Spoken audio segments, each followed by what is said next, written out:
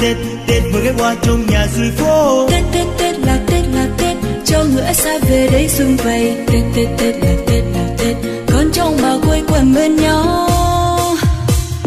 Cho đàn trẻ thơ cùng khoe áo mới, cho những người lớn lì xì trẻ con, tất cả mọi người hân hoan chúc nhau một năm an lành yên vui. Cho đàn trẻ thơ cùng khoe áo mới, cho những người lớn lì xì trẻ con, tất cả mọi người hân hoan chúc nhau một năm an lành yên vui. Tết Tết Tết là Tết là Tết, Tết vừa đến đây dưới mái hiên nhà. Tết Tết Tết là Tết là Tết, Tết vừa ghé qua trong nhà dưới phố. Tết Tết Tết là Tết là Tết, cho người ở xa về đây xuân vầy. Tết Tết Tết là Tết là Tết, con trong bà quây quần bên nhau.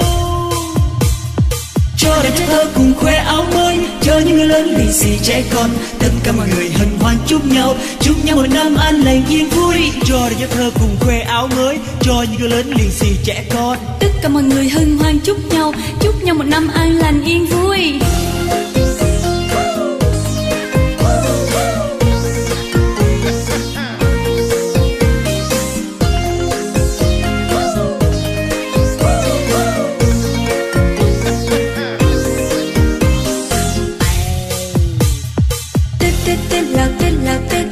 Vừa đến đây dưới mái hiên nhà. Tết Tết Tết là Tết là Tết, Tết vừa ghé qua trong nhà dưới phố. Tết Tết Tết là Tết là Tết, cho người ở xa về đây xuân vầy. Tết Tết Tết là Tết là Tết, con trong bà quây quần bên nhau.